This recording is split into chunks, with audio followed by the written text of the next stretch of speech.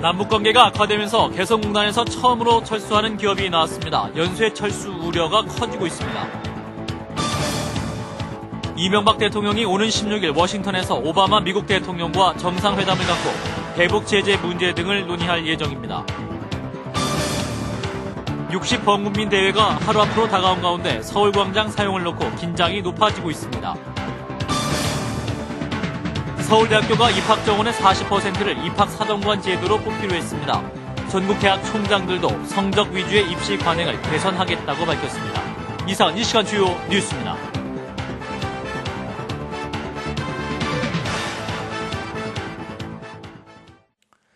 시청자 여러분 안녕하십니까? 현 정부 들어서 남북관계가 최악의 상황으로 치닫고 있는 가운데 개성공단에서 처음으로 철수 기업이 나왔습니다. 철수 업체들이 더 늘 수도 있다는 전망도 나오고 있습니다. 박지환 기자입니다. 남북관계가 악화 일로로 치달으면서 개성공단에서 전면 철수를 결정한 업체가 나왔습니다. 개성공단이 본격 가동되기 시작한 지난 2005년 이후 철수 업체가 나오기는 이번이 처음입니다. 개성공단에 입주한 의류업체 S사는 어제 개성공단 관리위원회에 철수와 관련된 서류를 접수시켰습니다. 북한의 장거리 로켓 발사와 추가 핵실험 등 올해 들어 남북관계가 크게 냉각되면서 바이어들의 주문이 취소되고 현지 체류 기업인의 신변 안전에 대한 우려 등이 철수 배경으로 작용한 것으로 알려졌습니다. 철수를 결정한 S사는 현재 아파트형 공장에 입주해 있으며 현지 설비 투자 규모는 억대 수준인 것으로 전해지고 있습니다. 개성공단에는 S사를 포함해 106개 업체가 공장을 가동 중입니다. 개성공단 철수 업체가 나오면서 오는 11일로 예정된 남북 당국 간 개성공단 실무회담 결과에도 이목이 쏠리고 있습니다. 북측은 지난달 15일 개성공단 관련 법규와 계약을 무효화하고 자신들이 이를 재개정에 통보하겠다고 일방적으로 밝힌 바 있습니다. 따라서 이번 실무회담에서 북한이 우리 기업들이 받아들일 수 없는 임금 인상 폭을 제시할 경우 소규모 업체들을 중심으로 도미노 철수 사태로 번지는 것 아니냐는 우려도 나오고 있습니다. CBS 뉴스 박지환입니다.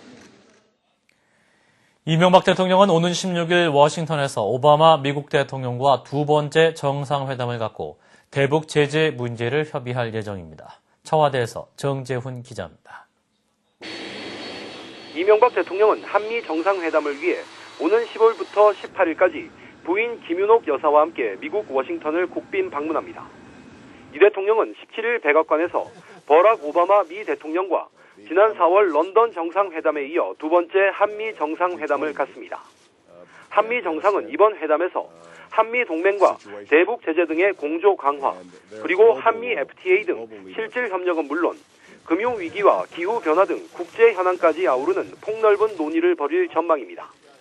특히 북한의 핵실험 등으로 한반도 긴장이 고조되는 상황에서 한미 동맹을 재정립하는 한미 동맹 미래 비전을 선언할 예정입니다.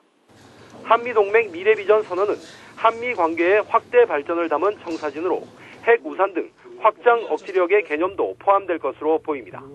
이 대통령은 정상회담 외에도 미 행정부 주요 인사와 미 의회 상하원 지도부를 만나 양국 간 현안을 협의합니다. 청와대 고위 관계자는 최근 북한의 무력 시위 속에서 미래지향적 동맹 관계에 대한 확고한 의지를 재확인하고 한미 정상 간 동반자 관계를 공고히 하는 중요한 계기가 될 것으로 기대했습니다. 청와대에서 CBS 뉴스 정재훈입니다. 여야가 무한대치로 국회 파행이 계속되는 가운데 민주당이 서울광장을 점거하며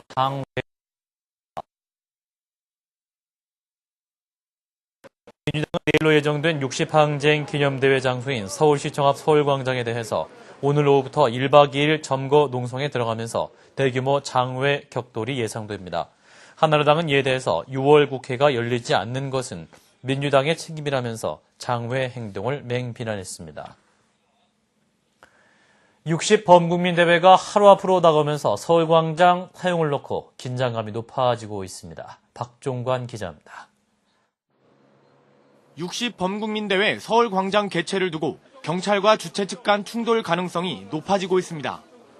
경찰이 어제 보수단체인 자유총연맹이 미리 집회 신고를 했다는 이유로 범국민 대회 서울광장 개최를 불허했습니다. 서울시도 오세훈 시장이 야당과 시민사회 단체 등 주최 측과 면담을 갖고 서울광장 사용을 허가할 수 없다는 입장을 밝혔습니다. 이에 야당과 시민사회 단체들은 범국민 대회를 강행하겠다는 입장을 재차 밝히면서 맞불을 놓고 있습니다. 60범국민대회 준비위원회는 오늘 오후 서울 광장에서 기자회견을 열고 정부와 경찰은 60범국민대회 평화적 개최를 보장하라고 촉구했습니다. 60대 준비는 이명박 정부와 경찰이 제발 광장 공포증, 시민들의 모임 해모증을 버리고 국민들의 목소리에 귀 기울일 것을 간곡히 호소한다.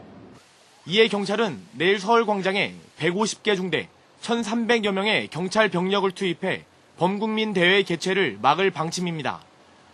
특히 서울 광장을 원천 봉쇄할 가능성도 열어두고 있어 경찰과 주최 측 간 충돌이 불가피할 것으로 보입니다. CBS 뉴스 박종관입니다. 현재 고등학교 2학년이 치르는 2011학년도 대학 수학능력 시험은 내년 11월 11일에 실시되고 성적은 12월 8일에 발표됩니다. 교육과학기술부는 오늘 발표한 수능 기본계획에서 제7차 교육과정의 내용과 특성을 충실히 반영하고 적정한 난이도 수준을 유지해서 수험생의 부담을 완화하겠다고 말했습니다. 서울대학교가 2011학년도 입시에서 입학 정원의 40%인 무려 1,200여 명을 입학사정관 제도로 뽑기로 했습니다. 서울대 이장무 총장은 정원 내 수시 모집인 지역균형 선발 전형에 1차적으로 입학사정관제를 도입한 후 문이과가 혼합된 자유전공학부에 대해서도 일부 인원을 입학사정관제로 선발하는 것을 검토하고 있다고 말했습니다. 한편 전국 200개 4년제 대학 총장들은 오늘 발표한 공동선언문을 통해서 앞으로 대학 입시에서 성적 위주의 선발 관행을 지향하는 방향으로 입시 전형을 개선하겠다고 밝혔습니다. 대검 중앙수사부는 태광실업 박연차 전 회장으로부터 불법 정치 자금을 받은 혐의로 김태호 경남도지사를 오늘 오후 소환해 조사하고 있습니다. 검찰에 따르면 김 지사는 뉴욕의 한 한인식당과 경남 일대 골프장 등에서 박 전 회장을 여러 차례 만나서 금품을 받은 의혹을 받고 있습니다. 검찰은 이번 주 중 2-3명을 추가로 조사한 뒤 사법 처리 여부를 일괄 결정할 방침입니다. 갈수록 떨어지는 출산율 문제를 해결하기 위해서 국가 차원의 범국민 출산 장려 운동이 시작됐습니다. 정부는 이를 위해서 자녀 양육 지원 대상을 소득 하위 50%에서 80%로 확대하고 둘째 이상 자녀에 대한 추가 보육료 지원 기준을 완화하기로 했습니다. 정부와 지자체, 종교계, 시민사회단체 등 40개 기관과 단체는 오늘 아이 낳기 좋은 세상 운동본부 출범식을 갖고 출산율을 높이기로 했습니다.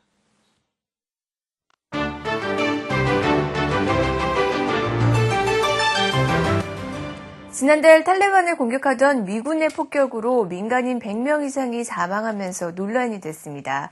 아프간 전쟁 이후 가장 큰 민간인 피해 규모였는데요.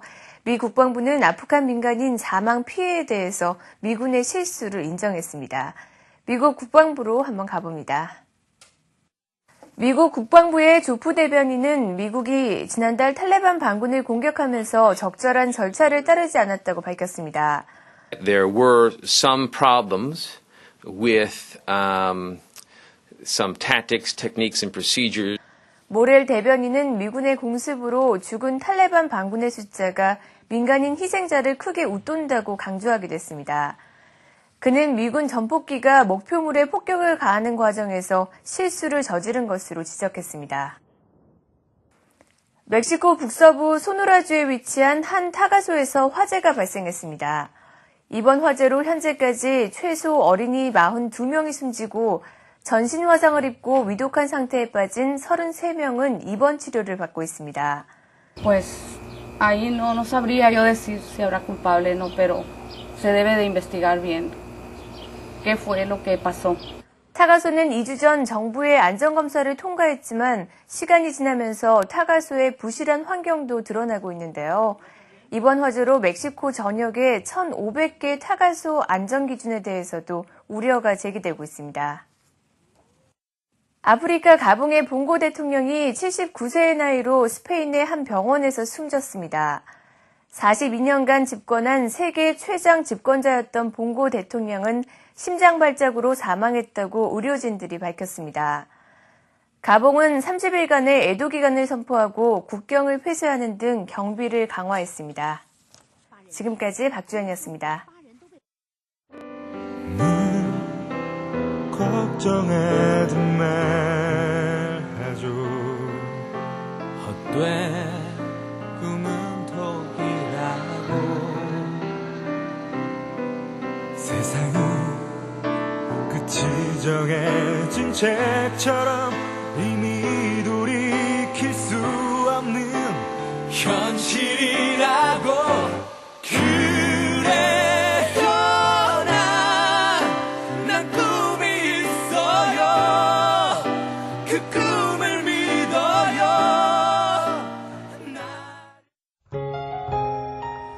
낮습니다. 내일은 전국이 흐리고 비가 온 후 오전에 서울, 경기도 지방부터 점차 개겠습니다. 내일 아침 최저기온은 16도에서 19도, 낮 최고기온은 20도에서 24도가 되겠습니다. 서울의 현재 기온 20.3도입니다. 이상으로 CBS 뉴스를 마칩니다. 고맙습니다.